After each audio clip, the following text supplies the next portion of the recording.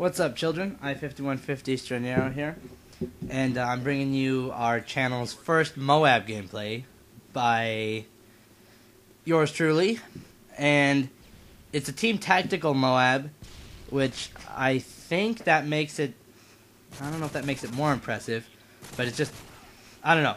But there aren't that many people. There's only 4 people on the team, so that makes it harder to get a Moab, and this was team deathmatch. I was playing with me, Tanner, Alberto, and Matt, and then halfway through the game, Alberto got disconnected, and we got some other shitty random, but it doesn't matter. So this is my first Moab ever in Modern Warfare 3, just because I don't normally go for them, and when I do go for them, it never goes very well. I always end up failing horribly. But the thing that was funny about this one is, for my first Moab, it was in a team tactical, which I always assumed it was going to be like in ground war or domination or something with a lot of people. And so I was playing, except halfway through the game, you'll see, I don't know, like the 2 or 3 minute mark, or 4 minute, it doesn't matter, but I like stand in a corner and just look at the wall, because I had to answer the phone. And it was one of my friends calling. I've been friends with him for quite a while now, since like kindergarten. We had a rough patch, that's unimportant, but we're good friends again. And I was on the phone with him because he's having some problems. We'll get into that in a minute, because that's one of the things I'm going to talk to you guys about today. But so I was on the phone with him, and I was kind of playing like one-handed and on the phone sometimes. And so the fact that I wasn't going for a Moab, still kind of sick, so excuse me if I cough. I was on the phone for the remainder of the game from whenever I just stood in the corner, and I was playing with one hand sometimes, because I have a cell phone that's kind of small. It's like a Droid 1. It's a piece of crap. It's better than iPhones. Doesn't matter though. But so I almost dropped it once. Then I got a text message and I read that. And so, the thing that amazed me was that I was able to get a Moab in a team tactical one-handed and on the telephone. Like, normally I'm like real focused, I've got music playing, because when I listen to music and that helps me play sometimes, and I'm like real focused, I'm like, I'm going to get this. And then it just never goes out. And then I wasn't even using like a normal setup, I was using extended mags and the hammer scope. I think that's how it's pronounced, but the HAMR scope, which I like. Hold on one second, guys. Sorry about that. Told you I was still sick. But so yeah, I wasn't even using like silencer and rapid fire and extended mags or anything like special. It was just like, because I'm just trying to get gold in this gun, which I'm almost got today. I'll probably work on a little more tonight. So I was trying to get gold, so I'm just trying to finish all the challenges for all the, attachments. And so I was just using these in this game. And it turns out, like, I wasn't even, like, focused. I didn't even realize that I was close to getting a Moab until I got the Moab. And I was like, oh, shit, I just got a Moab. And so that's the thing that really shocked me, is, like, when I try to get a Moab, I can never get one. And then I'm on the phone, not paying attention, using one hand, texting, and then I get one. And so that's what amazed me. So, but the other thing I was going to talk to you guys about is, it's not, see, here's when I answered the phone. Perfect timing, because this is when my friend called. And so this isn't this isn't a happy conversation, but I thought we'd have it because it's relevant to this game. So my friend, last year at this same time, his grandmother passed away, which was really hard on him because he was close to his grandma. So he just got over the loss of his grandmother, and so then I think his aunt had breast cancer, and she had gone through the chemo and gotten the breast cancer to go away, and she was good. She was clean, no cancer at all, 100% free, and she went in about 3 weeks ago for just, I guess, a routine checkup or something to do with the cancer. And it turns out that she was just riddled with cancer everywhere. In her spine, it was everywhere. So they gave her a month to live. And so then, at the beginning of this week, they they pronounced her like she was too weak.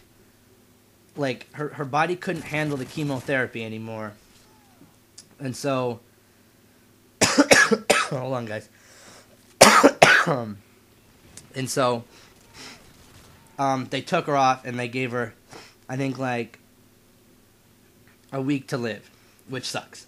No one wants to lose a family member. And so that's why he was calling last night. He was calling because he just needed comfort. And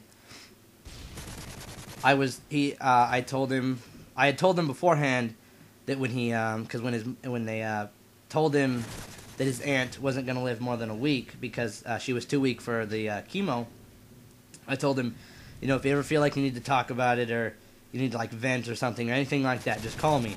And so last night he called me. This was like at 6 or 7 at night. We were all playing.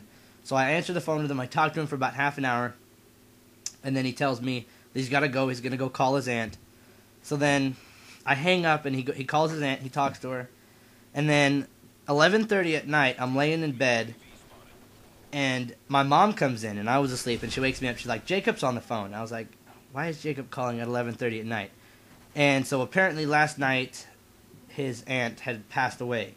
They thought she was going to live a few more days, and he had just talked to her, and she seemed, you know, good for this, as good as she could be without chemo and just dying. And so he was really just shocked that he had just talked to her like 2 hours before that, and then she just died.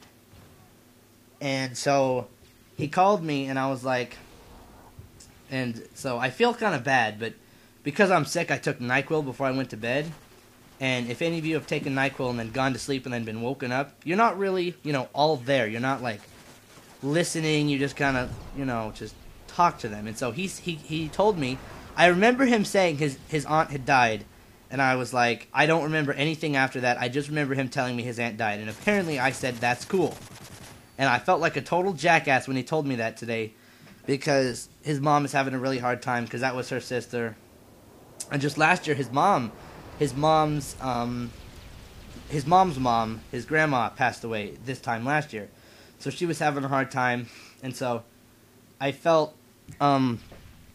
pretty bad that I had said, that's cool. And the first thing he said to me when he came over to my house this morning, because he needed to, you know, talk to someone, or, you know, just hang out with someone so he doesn't sit at home and drive himself crazy just thinking about how his aunt died. So I said, you know, that's fine, come on over. I didn't go to school today just because I didn't feel good still. I'm going to go tomorrow because I've got a week's worth of makeup work to do, and we're on block schedule. So I don't usually have people over when I'm sick just because I'm just not up to it. But I was like, you know what, yeah, you can come over. I understand that you're having a hard time.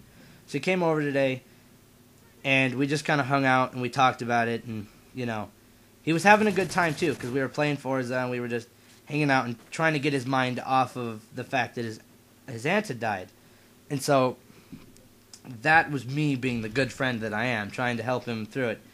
And I kind of understand the whole cancer thing, because our neighbor 2 houses down got stomach cancer, and he's barely alive. He's been doing, they don't know how much longer, it could be days, but, you know, when I moved here, I was like, I don't know, 4 or 5, and I've known him the whole time, and he's a pretty cool guy. He was that neighbor that kind of like, like if I would leave my toys out front, because I was outside all the time when I was in like kindergarten and preschool, and so he's always the guy like, you know, pick up your toys, someone's gonna steal them. And he was a pretty cool neighbor, and so, you know, I know how he feels with the whole losing someone. I don't know if it's like something that I'll cry over, but I definitely will feel sad when he dies. But well, this is the end of the gameplay, and this was quite a deep conversation or this was really a conversation because you guys don't talk back, but this is a deep commentary. So, you know what, guys? I will talk to you next time. Hope you enjoyed the Moab gameplay. I was pretty excited last night when I got it. You can see showboating here. Couldn't resist. So, I will talk to you guys later.